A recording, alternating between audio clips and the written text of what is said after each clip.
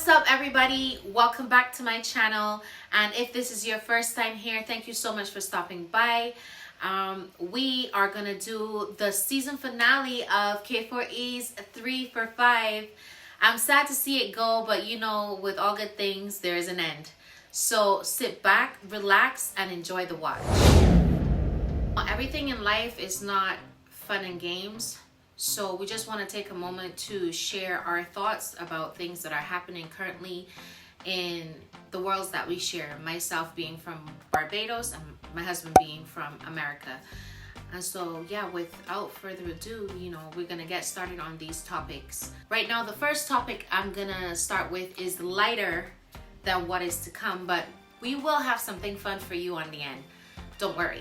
But go with us here. Marriage by no means is easy, but there are a few things that you can do to continue to maintain a healthy marriage and deal with the trials in life that are sure to come. Some of those things are: you can date a lot. Never stop dating within the marriage. You can be super affectionate, and don't be afraid to verbalize your affection, because when we get upset, we're not afraid to verbalize our frustrations. So be as loud with your affections for your spouse. We're not going to mention the obvious thing that you can do a lot of, but there's a lot of that. You can celebrate your spouse as they interact with your child or children. You can do some things for no reason. Like, it doesn't have to be a birthday or Valentine's Day or Christmas. You can just cook a nice meal and have a nice dinner for just the two of you. We ain't going to no movies right now. We can also just put on a nice movie and cuddle on the couch and just be in each other's arms and enjoy a good classic movie together, even if it's corny. We could do stuff like that. Celebrate them for every small milestone. Like, for instance, my friend Trisha, her husband actually got a distinction this week. Congratulations, Royden. Stuff like that you can celebrate. Just show up and support your spouse, even if it just means wiping a tear, even if it just means listening and giving your ear. Whatever it is you do, continue to nurture the relationship and pour into each other. And I guarantee, through all the trials in life that will surely come, your marriage will somehow maintain a level of health. Now, with marriage, challenges are sure to come, right? And they present themselves in many ways. It can be presented in the way of finances, infidelities, or family, and the list goes on and on and on and on. But one common denominator is there's family that you marry and you create, like your husband, your wife, and the children. And then there's the relatives, the extended family that now are your siblings and your cousins and your parents and whatever else, not in any particular order, right? So when I speak of your specific family, I am referring to the family that you created if you are in a marriage. And when I speak of relatives, I mean any of the above mentioned, the parents, the siblings, cousins, etc. One common denominator that exists in each of those topics that I just mentioned is family, right? And so it's important that within your marriage, you know that it's okay to create your own customs and cultures regardless of what your family's opinions are. It's okay to... Family is actually supposed to act like a layer of support, right? On both sides. And to be truthful, if that cannot be the thing that is happening for you in your marriage and for your family, for yourself, your husband, and your children, if your family cannot show up and give that layer of support, then what purpose are you serving, right? So you want to make sure that you manage that and do not allow for too many chefs to spoil the broth, really. And for people to come in with lots of opinions and judgments and just a lot of talk that is not fulfilling you in your marriage. It's not pouring into you. It's not building you up or encouraging or nurturing. It's not adding the layer of support.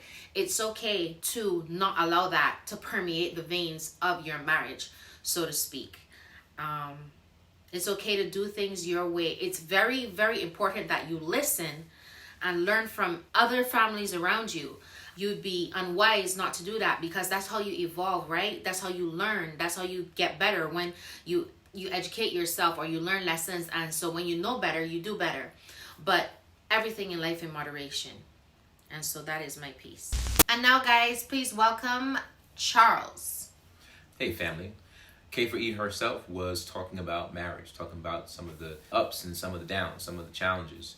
I would add that in marriage, that oneness that the Bible talks about, that we try to live by in our marriage, is something that has to be active. It's something you have to work on all the time in order to maintain that oneness. And I think one important aspect that I would just throw in there, and it'll be my one piece, is just seeing each other's perspective and respecting each other's perspective.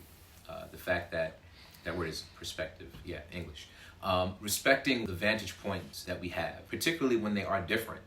And I think that that's something that actually is a benefit. I can be on this side of the car, she can be on that side of the car, and see what's coming that way, and I can see what's coming that way, so that we don't crash, so that we can steer down this roadway of life. Ooh, that sounds deep. But I think that when one person in the marriage, or both parties somehow are in competition with one another, that can create conflict. So it's not that my points of views are more important than hers, or hers more important than ours. The goal is that thank you. The goal is that we can get there, putting our collective minds together to get to where we need to be. Yeah, I'm going to leave it there. What are one of the challenges of marriage? I would say, I would say that if you have a spouse that doesn't recognize that you yourself still within that oneness have certain individual needs, that can be a challenge. I think that it's important to understand each other's individual needs. One really beautiful thing about our marriage is the fact that she respects the fact that, I have a core group of friends that outside of Corona times made every effort to make sure that I could maintain a connection with this particular group of friends. Not that I'm going out and hanging out every night, but when there are opportunities, that she has always supported me sharing that time with that group of friends. A challenge is if we don't respect or acknowledge and value our individuality, our individual needs. We give each other space to have our own friendships outside of each other. We make every effort to support each other in all the endeavors that we embark upon. And a lot of times, like this one, we can come together and actually work together on endeavors and in relationships. And my people really respect him and his opinion. So a lot of times people want to hear, what did Charles say about that? Or let me speak to Charles, I want to hear his opinion. That happens quite a bit with my friends. And I keep friends very minimal. Like, I don't have a lot, and that is by design. That is how I like it. I don't even have a circle. I have a straight line. You understand it? It's just what it is for me. And this, I need to keep repeating, guys, this is our platform.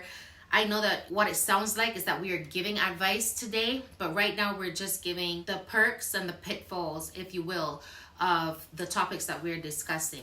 Just some tips based on our own experiences. But we are not here, once again, trying to advise anybody, because we are still very much students in this journey called life. We are learning ourselves. So we are just sharing, and perhaps where we are is 1.5 steps or a half step or a quarter step further than somebody, and they can learn something from us and avoid a mistake that we made.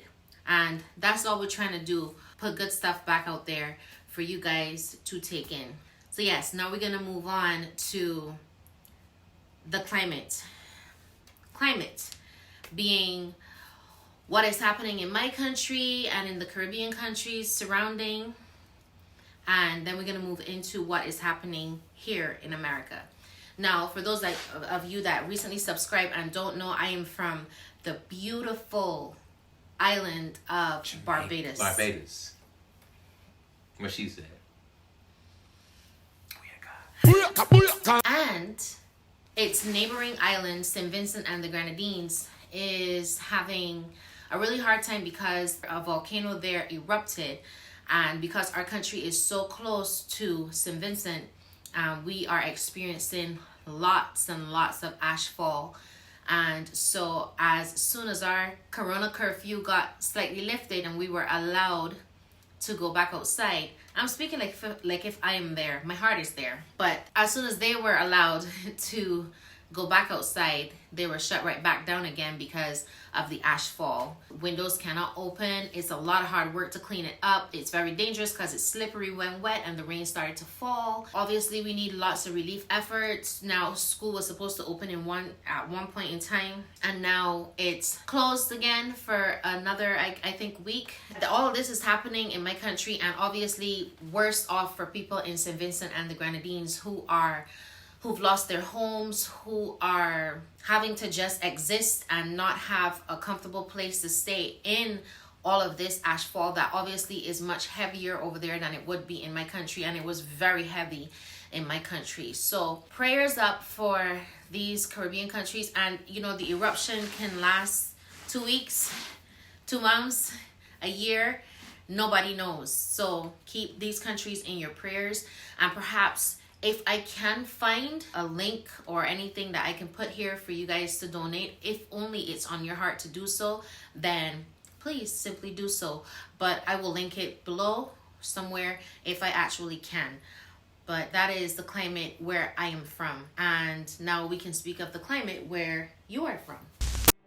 The recent police shooting death of Dante Wright, similar to Breonna Taylor and even the killing of George Floyd, has the country very unnerved.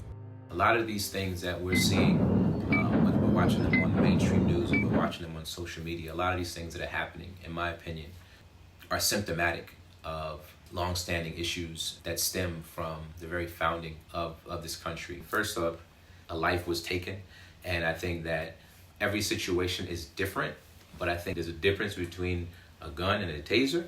You could draw your own conclusions.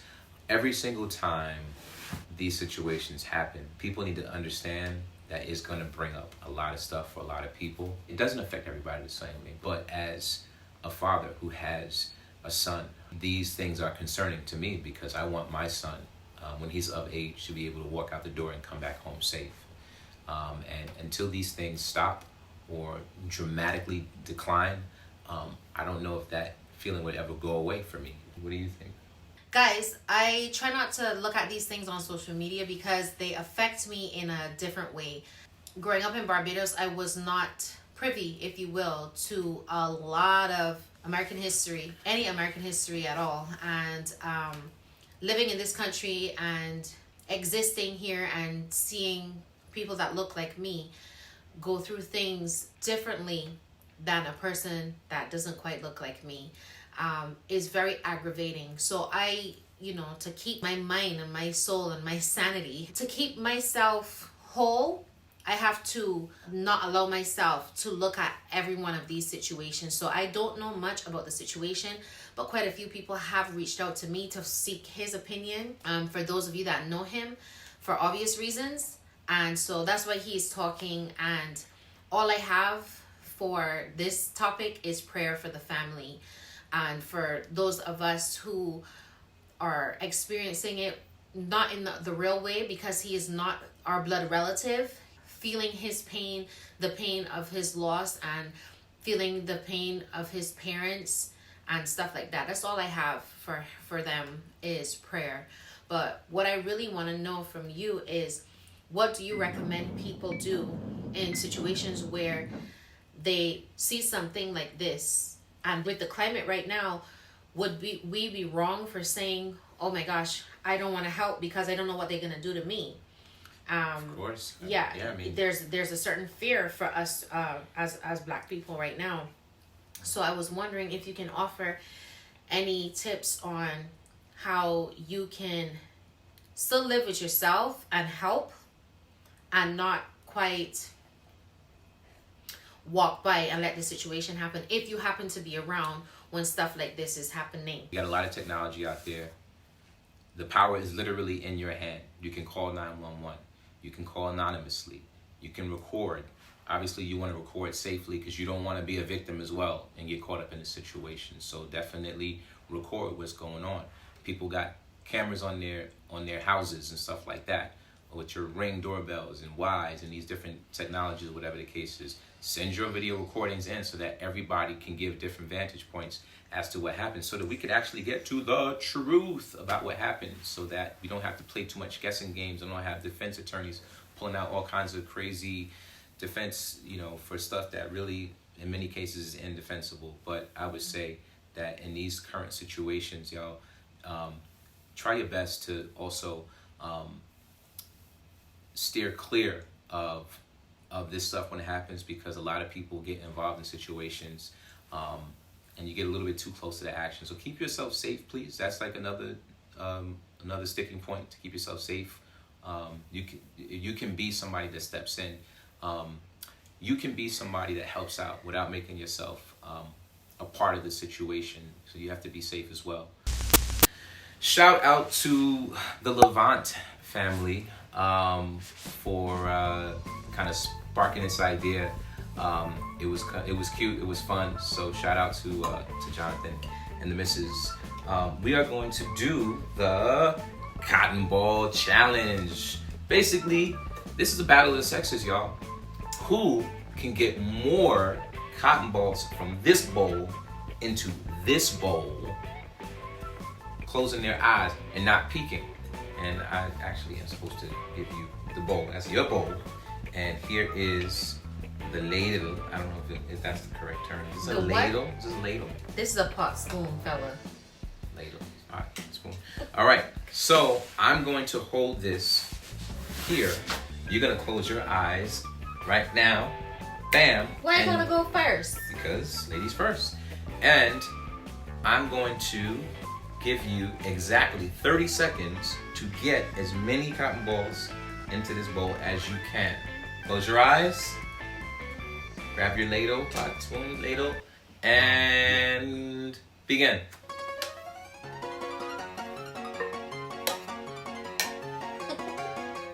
Keep going.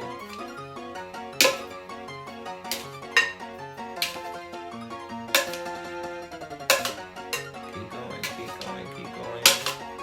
Keep going.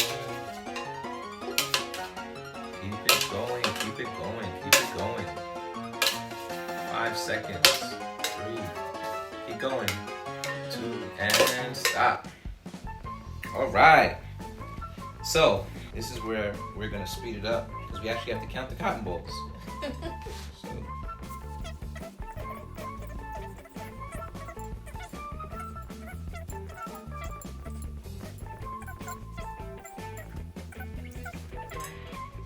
Six,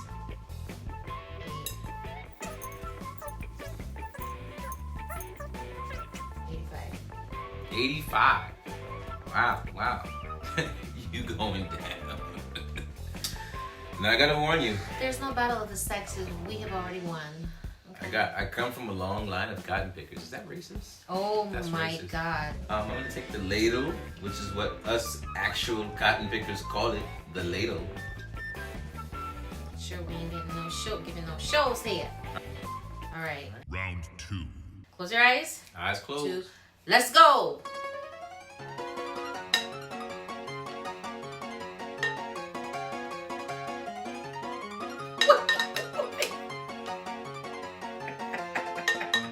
Got this. I can feel this thing filling up. Fill up.